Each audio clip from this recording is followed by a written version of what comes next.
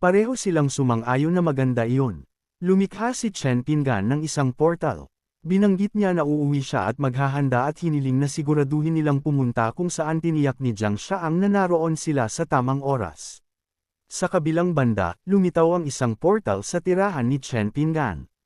Sinabi ng kapatid ni Duan Xinsan na ang lalaki ay medyo tiyak tungkol sa lugar na iyon. Tumingin siya sa paligid at napansin ang pond. Napansin din niya ang wallis. Nagtaka siya kung bakit naroon ang lahat ng mga nakakainis na artifact na iyon. Bigla, lumabas si Duan Xinsan sa kanyang silid. Nakilala niya si Xuan. Binati ni Xuan ang kanyang kapatid. Tinanong ni Duan Xinsan kung paano siya nakarating doon.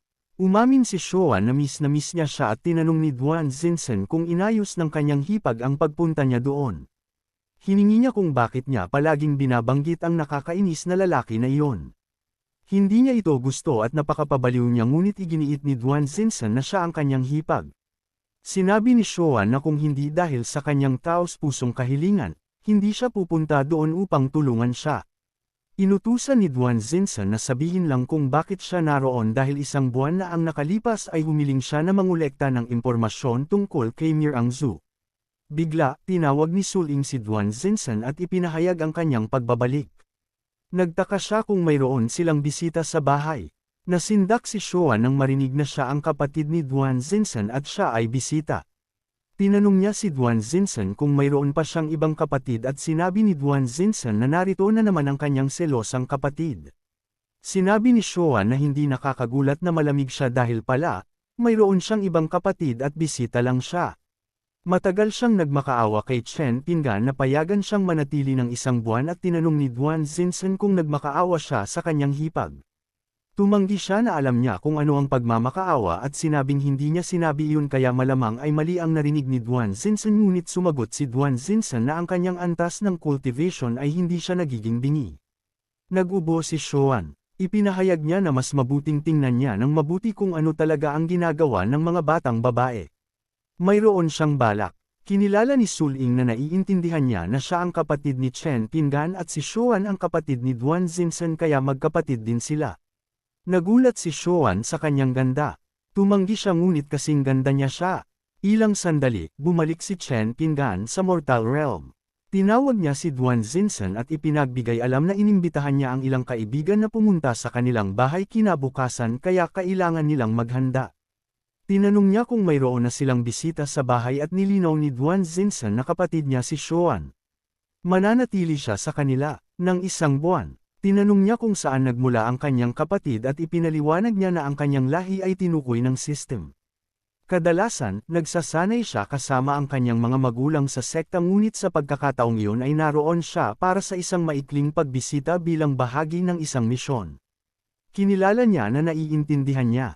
Bihira lamang dumating ang kanyang hipag kaya dapat siyang maging mabuting host ngunit dumaldal si Xuan ng may pagkasuklim. Binuksan niya ang kanyang storage room. Iminungkahi niya na dapat silang maghanda ng ilang kakaibang pagkain upang salubungin siya. Ilang sandali, natapos niyang ihanda ang pagkain. Sa mesa ay kaakit-akit ang pagkain. Hinikayat niya ang lahat na kumain. Tinanong niya si Xuan kung paano ito, kung ito ay ayon sa kanyang panlasa. Mabilis niyang ibinaba ang kanyang mangkok. Sumagot siya na ang ordinaryong karne ay hindi masyadong masarap ngunit ipinagpalagay niya na ang nakakainis na lalaki ay palaging nakakagawa ng isang bagay na marangal. Nabahala si Duan Xinsan at inamin na masama iyon. Hindi nila siya mabibigyan ng hindi masarap na karne kaya iminungkahi niya na gawan niya siya ng isang mangkok ng pansit ngunit ipinilit ni Xuan na maghintay siya at hindi na kailangan dahil makakain niya ito ng ganoon. Tinanong ni Duan Xinsan kung siya ay namimili. Inakusahan ni Xuan na malinaw na hindi niya misakmura ang pagsasalita niya ng masama tungkol kay Chen Pingan at sumagot si Duan Xinsan na mayroon siyang matigas na pagkatao. Samantala, pinagmamasdan sila ni Chen Pingan. Pinag-isipan niya kung iyon ang tinatawag nilang sunere. Dumating ang gabi at natapos silang kumain. Ipinahayag ni Xuan na busog siya. Si Suling ay ganoon din. Nagkomento si Duan Xinsan na gumagabi na.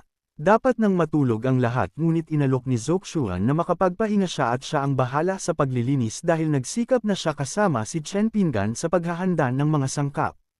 Pinuri ni Duan Xinsan na malaki na siya dahil inaalagaan na niya ang kanyang kapatid at pinatunayan ni Xuan na siyempre, ang kanyang kapatid ang pinakamahalaga sa kanya. Nagpasalamat si Duan Xinsan kay Xuan. Iminungkahi niya na siya at ang kanyang asawa ay bumalik na sa kanilang silid. Nag-ubo siya at sumang-ayon. Dapat na silang bumalik habang sila ay lumalakad palayo. Naisip ni Xuan na sa ganoong masunerang kapatid, tiyak na iiwan ng kanyang kapatid ang nakakainis na lalaki sa madaling panahon. Dumating ang umaga, bumukas ang pinto ng silid ni Chen Pingan. Lumabas sila ni Duan Xinsan. Nang makita si Xuan na mukhang malungkot, tinanong niya kung ano ang problema, kung maayos ba ang tulog niya. Hiningi niya kung paano niya maitatanong iyon matapos ang ginawa niya. Tinanong ni Chen Pingan kay Xuan kung ano ang nangyari. Galit na galit siya. Hiningi niya kung bakit hindi niya isinasaalang-alang ang gabi, at nagreklamo na kahit may magandang boses ang kanyang kapatid, hindi niya dapat hayaan itong sumigaw halos buong gabi. Nagulat siya at nagkandagulo sa kanyang mga salita. Ikinastes niya ang kanyang mga paa sa lupa. Nilinaw niya na naalala niyang nag-set up siya ng soundproof barrier, at tiniyak ni Duan Xinsan sa kanya na huwag mag-alala dahil bata pa si Xuan at hindi siya nakakaintindi. Gayunpaman, sinabi niya na maagang nagmamature ang mga bata ngayon. Nasira ang kanyang reputasyon at napagtanto ni Duan Xinsan na hindi gagana ang soundproof barrier laban sa mga kakayahan ni Xuan. Sinabi niya na likas na iyon sa tao. Tinanong niya kung ano ang pagkakaiba kahit maintindihan ni Xuan at idinagdag na bukod doon, may mga bisita siya sa araw na iyon kaya hindi niya sila maaaring salubungin ng ganoon ang ekspresyon. Sumang-ayon siya na tama siya at sinabi na malapit na silang dumating. Nang marinig niya ang katok sa pinto, nagkomento siya na naroon na sila. Naglakad siya at binuksan ang pinto. Nagulat siya nang makita ang mga bisita. Binati siya ni Wang Lao at ipinaliwanag na bumisita sila. Nagtaka si Chen Pingan kung ano ang nagdala sa kanilang lahat doon. Nilinaw ni Wang Lao na matapos ang kasal ng kanyang bayaw, nanatili siyang nakikipag-ugnayan sa kanya at nang matanggap nila ang kanyang imbitasyon, nag-alala sila na baka hindi maginhawa para sa kanya kung darating sila ng hiwalay kaya pinili nilang magkasama. Nagpasalamat si Chen Pingan sa kanyang pag-iisip at tiniyak ni Wang Lao na ayos lang iyon. Binanggit ni Wang Lao na kung tutuusin, dinala niya si Sun Yao, isang malapit na kaibigan niya. Si Suna, ang pangalawang pinakamalakas sa Divine Realm, minsan ay nakipagkompetensya kay Dengi para sa posisyon ng God Emperor. Ipinaliwanag ni Wang Lao na matapos marinig ang mga tagumpay ni Chen Pingan, nais ni Suna na personal siyang makilala, umaasa na hindi sila nakasakit ng loob at tiniyak ni Chen Pingan na hindi. Tinanong ni Suna kung siya ang walang kapantay na eksperto na binanggit ni Wang Lao. Sinabi niya na si Chen Pingan ay tila isang naghahanap ng kasikatan at isang impostor. Hinamon ni Wang Lao kung hindi siya dumating doon upang makita ang isang tunay na eksperto at paano siya nang ahas magsalita ng may pagmamataas ngunit sumagot si Sun Yao na kung hindi siya mag-imbento ng dahilan, hindi niya siya dadalhin doon at malinaw na kulang si Chen Pingan sa presensya ng isang master kaya naloko siya. Binalaan siya ni Wang Lao na huwag maghinala at nang tanungin niya kung hindi nakita ni Suna ang katotohanan, hinikayat niya siyang humingi ng tawad ng mabilis. Ipinahayag ni Suna na dahil matigas siya, ilalabas niya ang kanyang tunay na pagkatao sa kanya. Dahil sinasabi niyang siya ay isang makapangyarihang nilalang mula sa itaas na realm, dapat niyang sabihin sa kanya kung paano siya makakausad pa at kung maaari niyang ipaalam sa kanya, agad siyang hihingi ng tawad sa pamamagitan ng pagyuko ng 9 na beses. Ngumiti si Wog Jin sa pag-asam. Tinapunan ng masamang tingin ni Suna si Chen Pingan. Binalaan niya na kung hindi siya makapagbigay liwanag, kukunin niya ang kanyang ulo bilang kabayaran. Nag-alala si Chen Pingan. Nagiging problema na iyon dahil kahit kaya niyang talunin si Sunao, hindi maganda kung tumanggi siyang tumulong dahil hindi iyon mukhang ginagawa ng isang master. Tiniyak niya na hindi ito mahirap at nagpasya na dapat niyang subukang linlangan muna si Suna at kung hindi iyon gumana, maaari niyang sabihin na kulang siya sa talento. Ipinaliwanag niya na may dahilan kung bakit siya natigil. Ito ay dahil sa isang mental block, kaya hindi niya malampasan ang isang tiyak na balakid. Hinamon ni Suna kung ipinagpalagay niyang makakatakas siya sa paggamit ng dahilan na iyon ngunit kinilala ni Wang Lao na naiintindihan niya at naaalala niyang mayroon ngang hindi nalutas na problema ang kanyang kaibigan na si Suna. Tinanong ni Suna kung bakit hindi niya alam na mayroon siyang hindi nalutas na problema at pinayuhan siya ni Wang Lao 1,000 taon na ang nakalipas nang dumating siya upang uminom kasama siya, nalasing siya at aksidenteng nagsiwalat ng isang bagay tungkol sa kanyang pagkabata. Inamin ni Suna na tila mayroong ganoong bagay at tinanong kung ano ang isiniwalat niya. Pinayuhan siya ni Wang Lao na 1,000 taon na ang nakalipas ay binanggit niya na mula pagkabata, itinuro sa kanya ng kanyang ama na mas mahalaga ang mga pangako kaysa sa buhay ngunit kalaunan ay iniwan siya ng kanyang ama at ang kanyang ina ng walang salita at mula noon, pinag-iisipan niya kung bakit. Sinabi ni Suna na ang mga iyon ay mga pangyayari mula 10,000 taon na ang nakalipas kaya sa teorya, malamang na nagkatawang tao na. Ang kanyang mga magulang ng ilang beses. Nagtaka siya kung labis na ba niya itong kinababaliwan sa lahat ng oras. Binitawan niya ang isang mapait na tawa. Ipinagpalagay niya na nakalimutan na niya ang mga nakaraang pangyayari at hindi nakakagulat na noong araw, nang nakikipagkompetensya siya kay Dengi para sa posisyon ng God Emperor, agad niyang napansin ang kanyang mental block. Nagtalo si Wang Lao na dahil may clue siya, may solusyon. Bumantong hininga si Suna, nagdalamhati siya na mas madaling sabihin kaysa gawin. Lumuhad siya sa harap ni Chen Pinggan. Umamin siya na siya ay isang bata na mayabang na magduda sa kanya at mabait siyang nag-alok ng gabay sa kabila ng kanyang kapusungan kaya labis siyang nahihiya at humihingi ng kanyang kapatawaran. Napagtanto ni Chen Pinggan na siya ay medyo nakakakumbinsi. Tiniyak niya na hindi na kailangan ng ganoong formalidad dahil bisita niya sila. Kinilala ni Chen Pinggan na si Wang Qinglan ay talagang mahusay sa pagsasalita ng maayos at inimbitahan silang umupo. Hindi lang sila dapat nakatayo sa pintuan. Nakita niya na inihanda ni Duan Xinsan ang mesa. Sinabi niya na inimbitahan niya ang mga bisita kaya siya ang bahala doon at makakapagpahinga siya. Tinanong niya kung bakit tila may hindi pagkakasundo kanina at tiniyak niya na wala itong dapat alalahanin. Parehong natigilan sina Suna at Wang Lao nang makatagpo ang masamang tingin ni Duan Xinsan. Tiniyak niya na hindi niya guguluhin ang kanilang pag-uusap at iminungkahi ni Chen Pinggan na bumalik siya sa pagtulog ng sandali. Naramdaman ni Suna na nakakatakot iyon dahil sa isang sandali, parang inabandona siya ng langit at lupa.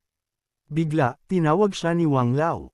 Tinanong niya kung naiintindihan na niya kung bakit niya gusto siyang humingi ng tawad ng mabilis at ipinaliwanag na bagamat mabait si Chen Pinggan, nag-alala siya na masasaktan siya ng kanyang pamilya at nagpasalamat sa kanya si Suna.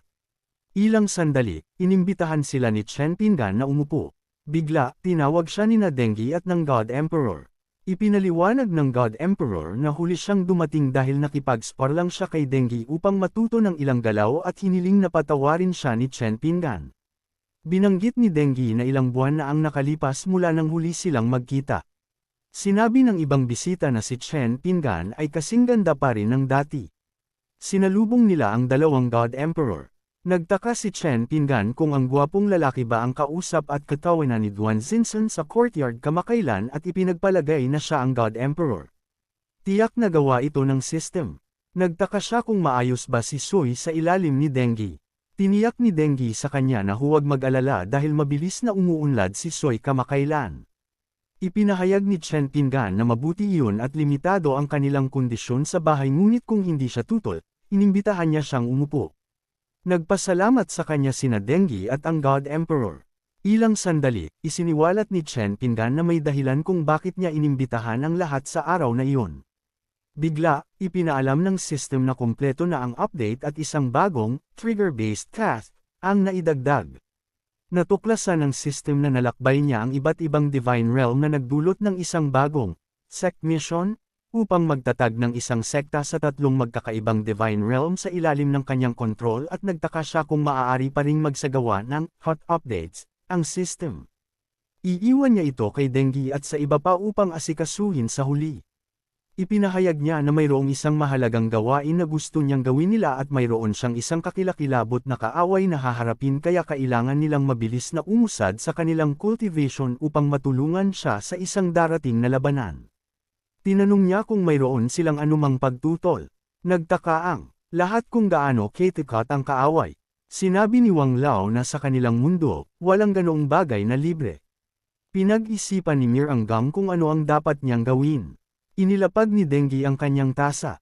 Sinabi niya na kung hindi siya tatanggihan ni Chen Pinggan, handa siyang gawin ang lahat ng kanyang makakaya upang tulungan siya.